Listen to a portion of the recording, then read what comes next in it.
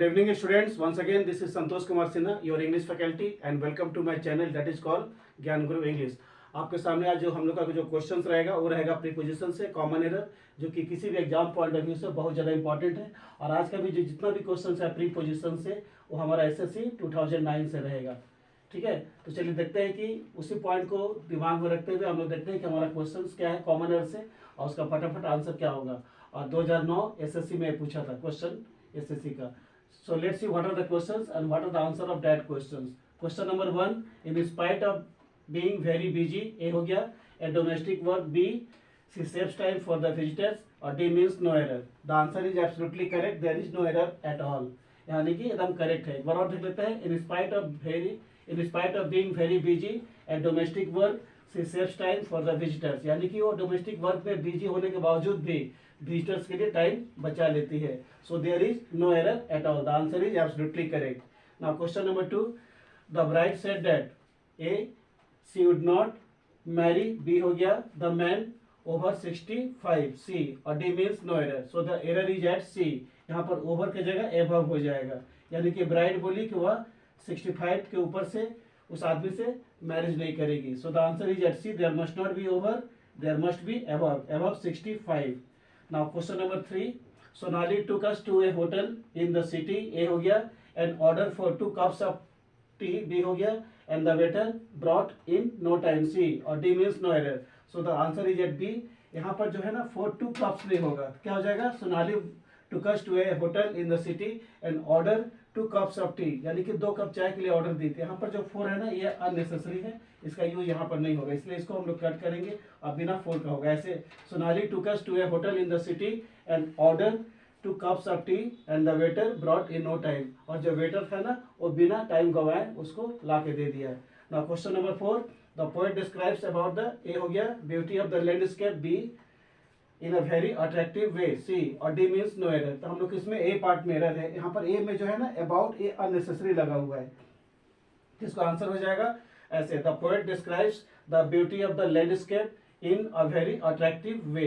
Once again, the poet describes the beauty of the landscape in a very attractive way, यानी कि poet ने landscape का जो beauty है उसको बहुत अट्रैक्टिव वे में डिस्क्राइब किया है। तो यहाँ पर जो अबाउट है ये अननेसेसरी है, इसका यूज यहाँ पर नहीं होगा। तो चलिए देखते हैं कि हम लोग का अगला क्वेश्चन यानी कि प्रीपोजिशन से अगला क्वेश्चन क्या बोलते हैं। देखते हैं कि हम लोग का अगला क्वेश्चन यानी कि प्रीपोजिशन से कॉमन एरर क्या बोलता है, यानी कि क्वेश्चन नंबर 5 क्या बोलता है।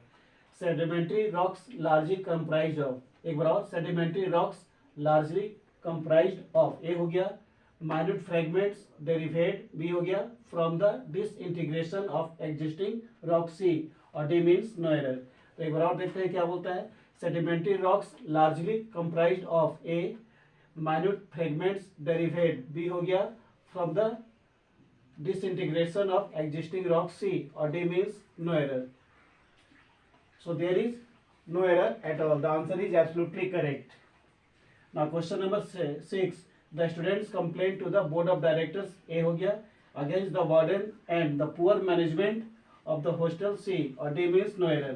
ये भी आंसर आपका बिल्कुल करेक्ट है। एक बार और देखते हैं। The students complain to the board of directors, यानी कि स्टूडेंट्स ने बोर्ड ऑफ डायरेक्टर को कंप्लेन किया था against the warden and, warden के खिलाफ, and the poor management of the hostel, और हॉस्टल का जो पुअर मैनेजमेंट था, व्यवस्था था, उसके बारे में कंप्लेन किया बच्चों ने। So there is no error at all. The answer is absolutely correct. Now question number 7, the man who was blind, A हो गया, with the right eye was a, B हो गया, notorious criminal of this area. Once again, the man who was blind with the right eye was a notorious criminal of this area, और D means no error। तो हमारा जो error है B part में है। यहाँ पर ब्लाइंड विथ की जगह हो जाएगा ब्लाइंड इन द राइट आई और ब्लाइंड इन द लेफ्ट आई, ऐसे हम लोग लिखते हैं। The man who was blind in the right eye was a notorious criminal of this area. तो जनरली हम लोग लिखते हैं ब्लाइंड इन द राइट आई और ब्लाइंड इन द लेफ्ट आई, ठीक है। लेकिन जब दोनों आंख उसका नहीं रहेगा तब बोलेंगे ब्लाइंड विथ बोथ आईज होता है, ब्लाइंड विथ बोथ आईज। लेकिन यहाँ पर सिर्फ राइट के बारे में बात किया है तो हो जाएगा in the right eye. So there is error, there is an error at B, there must not be with, there must be इन।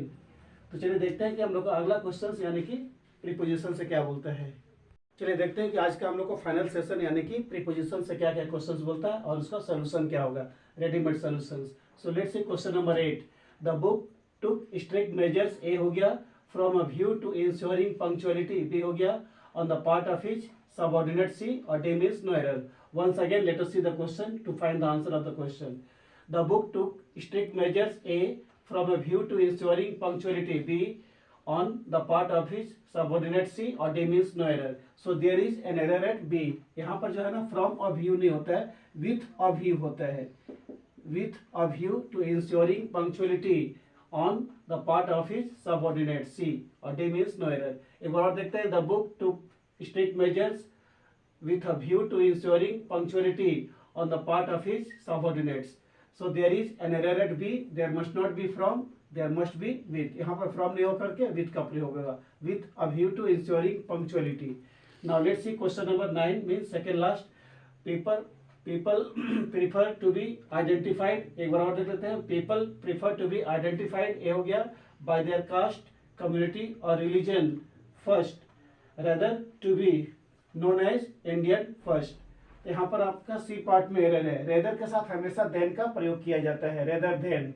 एक बार देख लेते हैं, people prefer to be identified by their caste, community और religion first, rather than to be known as Indian first. So there is an error at C, there must not be, मतलब यहाँ पर rather के साथ हमेशा then का प्रयोग होगा, ऐसे होगा। एक बार और देख लेते हैं, people prefer to be identified by their caste, community और religion first, rather than to be known as Indian first. So there is an error at C. There must be rather than, क्योंकि rather के साथ हमेशा than का प्रयोग किया जाता है। Now question number 10 and last. None of the diplomats at the conference, A हो गया, was able either to comprehend or solve the critical problems, C, और D means no error. एक बार और देखते हैं, none of the diplomats at the conference was able either to comprehend, जब either के बाद to लगा है उसी तरह से solve के पहले यहाँ पर to लगेगा ऐसे, और to solve the critical problems. एक बार और देखते हैं, none of the diplomats at the conference was able either to comprehend or to solve the critical problems. So there is an error at C. There must be to before solve or to solve the critical problems. So these were the questions regarding prepositions for today.